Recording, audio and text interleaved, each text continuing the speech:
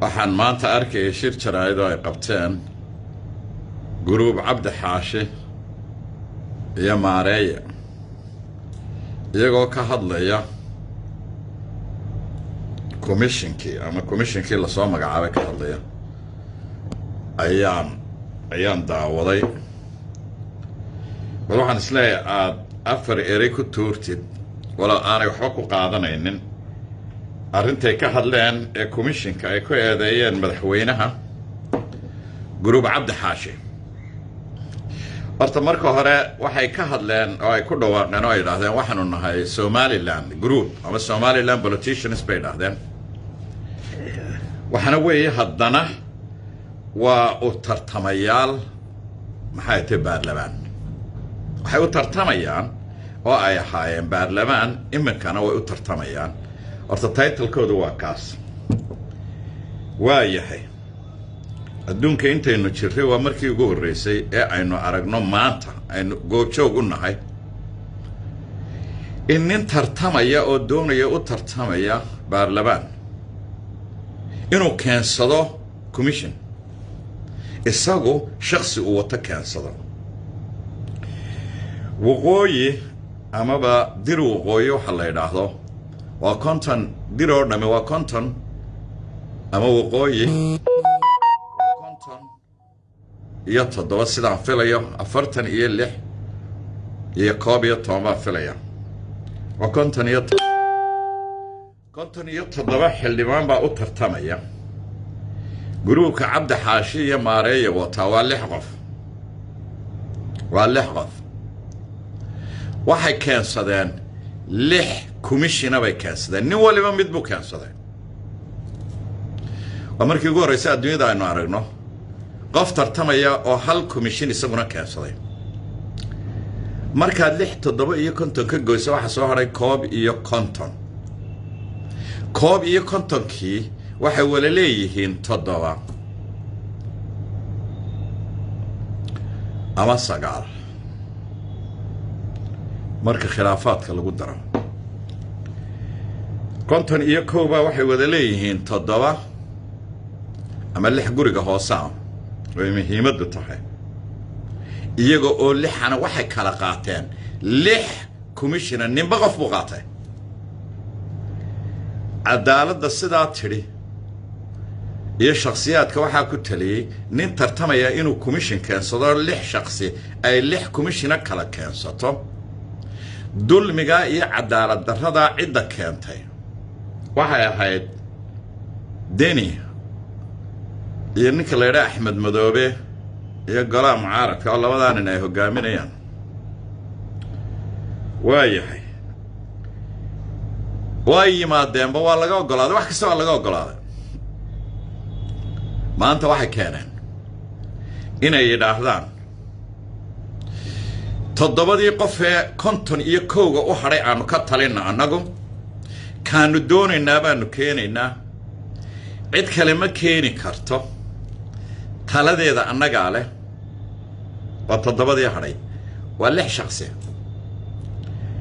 waxaa soo dhawaaqay gunnimada dadnimo xumada sharci darrada iyo xaq darrada iyo dulmiga waxa loo sameeyay in doorashadani ay socoto ee loogu sii daayo waxaas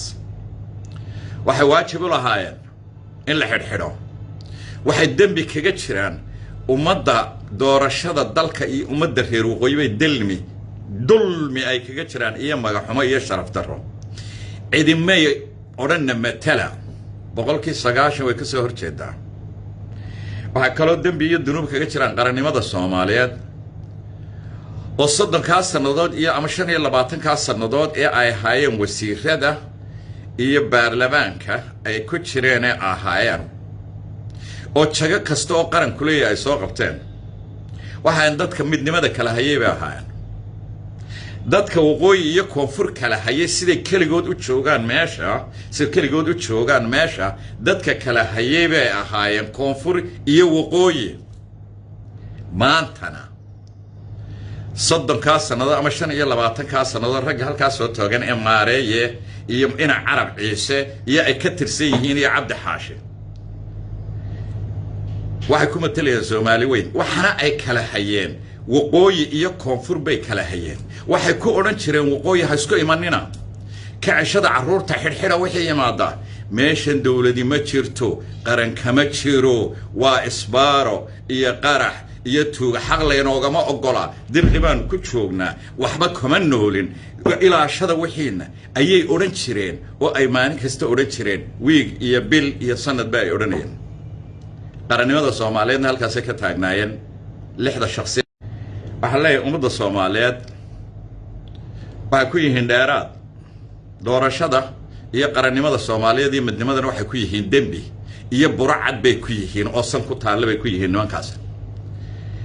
gardarrada maanta ay farmaajo la doonteen iyo kibirka waa tii lagu sii daayay ee lixda loogu ogolaaday iyagoo lixa konton iyo kow laga doortay ee lagu sii daayay si ay doorasho u dhacdo oo kaliya looga sii daayay maanta waxaanu taaganahay abeesadii farta loo taagay meel aan la garanayn bay u booday calaashta maanta waxay soo gaadhay inay iyagoo lix yidhaahdaan qarankii iyo dawladii iyo baarlama iyo ra'iisul wasaarihii iyo ummadii iyo musharaxiintii kale ee 99% ka ahaa inay lixdaa shakhsi ay yidhaahdaan intii hadhay baanu maanta anagu haddana soo magacaabeena huu aaday waa ayo dadkani waa ayo maanta hadda waxay taagantay in lala xisaabtamo in lixda shakhsi ee xaqdarrada ku qaateen ee masaalaxada dini iyo maanta lixda shakhsi ee la siiyay ee guddida commissionka waxa qasab noqonaysa in laga soo qaado maadaama ay xaqdarro iyo dulmi iyo been ku qaateen looguna sii daayay si doorasho u dhacdo mar hadday toddobadii hadhay soo farageliyeen oo maanta intay soo taageen hadleen waxay noqonaysaa in lixdii horena laga soo qaado sidoo sharcigu ahaa ee constitutionku ahaa ee heshiisku ahaa in dib loogu noqdo September 17 loogu noqdo ayay noqonaysaa taasaanaani ka fursanaynin haddii taa la waayo Soomaha waxay noqonaysaa in konton iyo kowga hadhay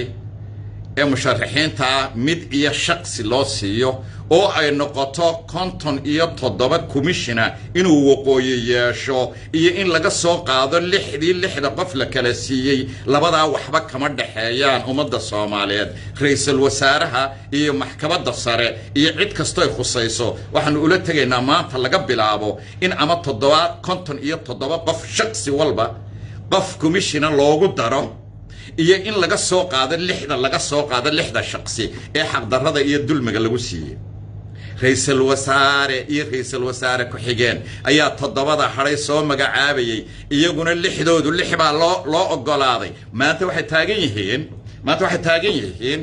oo kibirkii u geeyay iyo adiyadii u geysay iyo edab darradii u geysay dadnimada ka baxsanayd ee sharaf darrada ahayd ee loo daayay ee aan wali loo jawaabin 9 bilood ee hadlayeen ee kibirka iyo ay maxay xaqdarrada iyo dulmiga ku hadlayeen maanta waxay gaadhay inay farmaajo dibadda ka fadhiyaba doorasho oo ra'iisul wasaare ku xigeen loo xil saaray inta hadhay lixda mooyaan inta hadhay inay soo magacaabaan inay maanta intay labadiiba ka talaabsadaan kibir ay la doontaan farmaajo oo aan maanta shaqaba ku lahayn waxaan noqonaysaa in iskaga celiyo in sharciga aan iskaga celino aan isla galaabay ay tagaysaa ra'iisul wasaarahana waxaan u marinayaa halkan iyo xukuumadda ra'iisul wasaare xaq darro iyo dulmi ayaa heshiiskaasi ku dhacay ay lixda shakhsi lix qof ku qaateen konton iyo kowga iyagii kale waa in aan konton iyo kow qof oo commissioner naloo sameeyo haddii taa la waayo waa in la celiyo oo la laalo doorashada maxay ahayd Soomaaliland hadday dhici weydo taasi oo aanana konton iyo kowna la siin waayo waa in laga soo qaado ayay noqonaysaa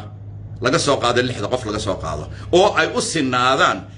konton iyo toddobada qof ee waqooyi ka tartamaya ay u sinaadaan doorashada oo ra'iisul wasaaruhu siday ahaan jirtay oo magacaabo iyo ra'iisul wasaare ku xigeenku arintuna halkay tagaysaa waa taa sababta aan sidaa u leeyahay waxa weeye waar ma daawan karayna deed waxaan kibirkan ma daawan karo mana sii eegan karo qarankanina ma eegan karo lix shakhsi oo marka horeba dulmi ku hayay qarannimada Soomaaliyeed oo maxay tahay laba kiishadood layaal ahaa ma aha inaynu daawano oo maalin walba TV-ga iyo muran inoo soo fadhiistaan iyagana waxa leeyahay awalba maxay tahay kala haynta ummadda Soomaaliyeed iyo isku dirkeeda u joogteen taga Hargeysa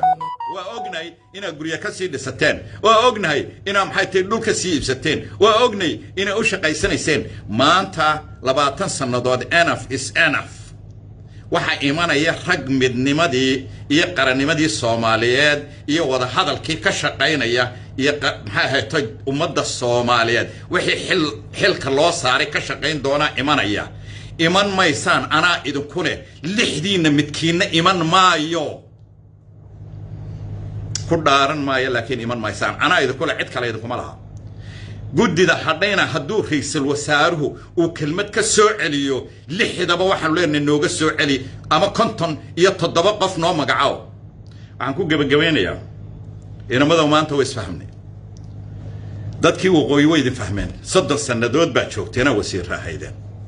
30 kaaba shaqada haysan waynu garanaynaa innaga isla soo baxayna waa la isaga keen tagayaa Soomaali way isaga keen tagaysaa innaga Muqdisho isugu soo hadhaynaa ra'iisul wasaarana waxaan leenahay xaq noo dhex joog cadaalad wax noogu qaybi 57 commissioner naloo magacaabo oo maanta maxay ahayd sharciga dib loogu noqdo iyo heshiiska annaga waxaanu taaganay maanta in laga soo celiyo lixda oo aanu wada xaq wada marro oo 57 naloogu dhawaaqo iyo in guddida siday hore ahayd loo daayo labada wax ka dhaxeynaya oo dambe ma jiraan ummadda Soomaaliyeed waan idin salaamaya ummadda qaadan ka reer kibir 30 sanadood bay shakhsiyaadkaasi joogeen oo wasiir dalka ahaayeen Soomaali magaceeda ku qaadanayeen maanta waxay soo taageen waxaanu wakiil ka nahay Somaliland baan wakiil ka nahay Somaliland maamul goboleed ma aha maamul goboleed maanta waxay keeneen in wakiil baan ka nahay ummadii waqooyi joogtay ama Somaliland may wakiilan kuwii koonfur la joogay ee musharaxiinta ahaa 9% may wakiilan lix shakhsi oo 30 sanadood daawanay oo qarannimada Soomaaliyeed kala hayay waxaanu kula talinaynaa inay iska tagaan ma imanaysaan dib uma imanaysaan annaga idin kula kuwa yar ay isku xaafadtihiin oo ilmaadeertihiin ba halkan taagan oo dhalinyaro ah ayaa taagan taga Hargeysa aad baan idin salaamaya dadka Soomaaliyeed salaamu calaykum wa rahmatullahi wa barakaatuh